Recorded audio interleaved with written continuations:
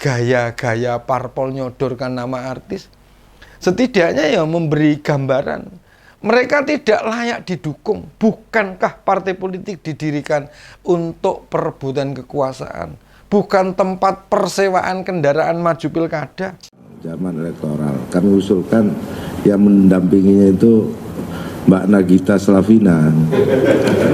Iya, usulan nanti supaya dibahas bersama partai-partai yang lain tentunya. Iya kan?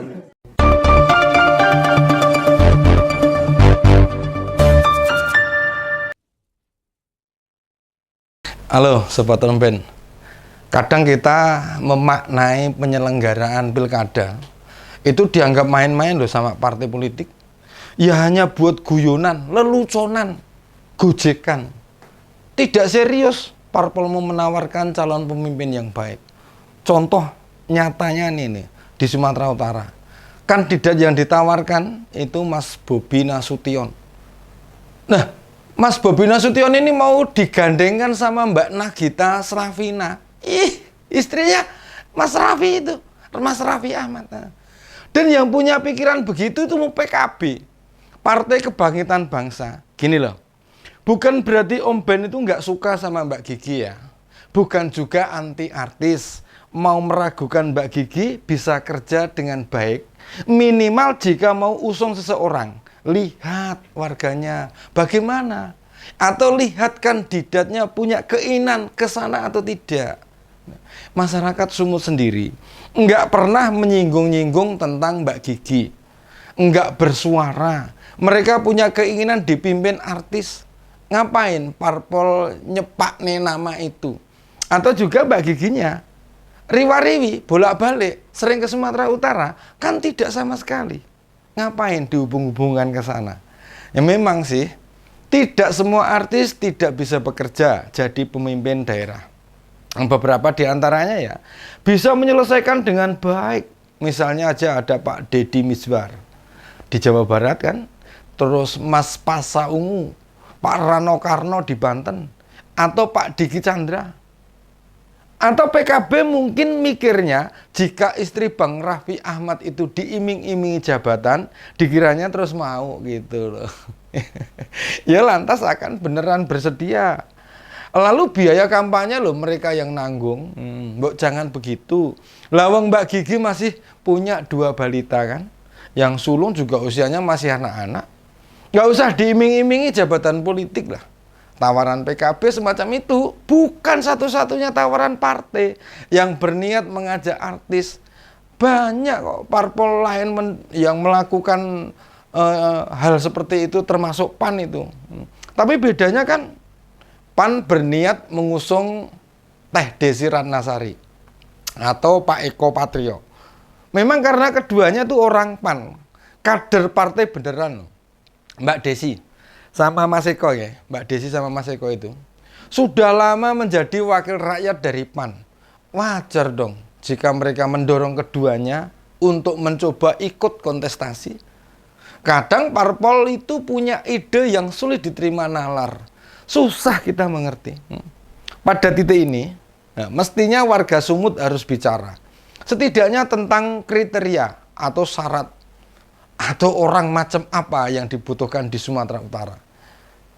Dalam ajang kontestasi loh, rakyat itu jangan hanya jadi objek saja. Kita ini harus jadi subjek atau punya peran penting. Sayangnya banyak yang terbawa atau ikut dalam dukung-mendukung kepala daerah, utamanya relawan. Kemudian lupa apa standar yang dibutuhkan rakyat. Jangan dikira kepala daerah yang dipimpin artis bikin daerah itu tiba-tiba tambah maju. Ya belum tentu. Banyak daerah yang pernah dipimpin artis kondisinya ya biasa-biasa saja. Nggak ada bedanya dengan yang lain. Inovasi nggak lahir dari mereka yang berlatar belakang artis juga. Termasuk jika ada anak-anak muda dicalonkan, apa muncul gagasan bagus dalam mengembangkan kotanya? Contohnya nih, nyata nih, ya kota Solo. Pembangunannya banyak, tapi kan duit dapat dari APBN, CSR, atau sumbangan pengusaha yang model begituan sulit dicontoh kepala daerah lain yang bisa meniru. Ya hanya kepala daerah yang anaknya presiden. Nanti nih, jika jabatan presiden dijabat Pak Prabowo, ya Pak Prabowo Subianto, akan sulit loh ada daerah bisa meniru Solo. Zaman Gibran, wis toh. Meski nanti Mbak Nagita jadi kepala daerah atau Bang Raffi menang pilkada, ya akan sama saja dengan dipimpin kepala daerah dari politisi. Indonesia ini memang lagi banyak anak muda dan tidak sedikit yang terjun ke politik. Namun mereka kan belum terbukti berhasil membuat daerahnya makin sejahtera. Lagi-lagi nih, daerah yang secara ekonomi bagus biasanya yang punya pariwisata terkenal kayak di Bali, Jogja, NTB, atau kota lainnya.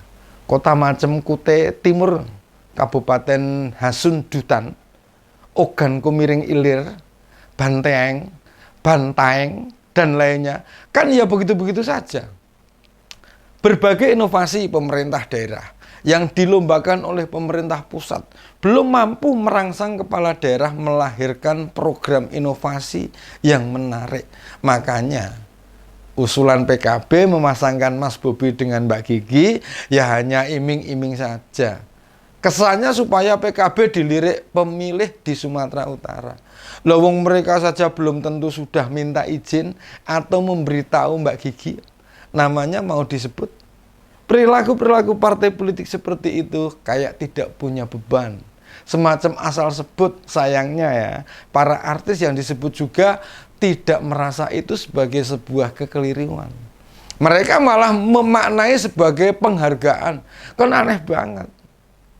Apa sih keistimewaan perempuan istri Sultan Andara itu? Kok tiba-tiba bisa disebut? Coba deh, apa PKB bisa ngasih alasan? Dijamin tidak bisa. Bila banyak partai tak mampu menyodorkan kadernya sendiri, mbok sudah nggak perlu lo nyebut nama dari luar. Apa kader partai yang sudah terpilih jadi wakil rakyat berani melepas jabatan untuk bertarung di pilkada? Nih, belum tentu. Jika kader yang terpilih jadi legislatif saja nggak berani, bagaimana kader bisa yang gagal di pemilu gaya-gaya parpol nyodorkan nama artis? Setidaknya ya memberi gambaran mereka tidak layak didukung. Bukankah partai politik didirikan untuk perebutan kekuasaan? Bukan tempat persewaan kendaraan maju pilkada. Pilpres kemarin sebenarnya jadi gambaran politik di Indonesia masih jauh dari ideal. Kok bisa pasangan Prabowo Gibran menang Pilpres? Bukankah orang tahu Gibran semula dari PDIP, tapi tanpa merasa salah meninggalkan PDIP, tak mendukung capres hasil keputusan partai? Atau pasangan Anies Caimin, kenapa capres yang diusung bukan berlatar belakang kader partai? Tidakkah itu menandakan koalisi perubahan gagal menghasilkan calon pemimpin nasional? Pendidikan politik di Indonesia ini memang masih jauh dari ideal. Sehingga jika rakyat berharap demokrasi bisa tegak, ya kita masih butuh belasan tahun. Konsep dan dasar demokrasi belum difahami sebagai pilihan bangsa.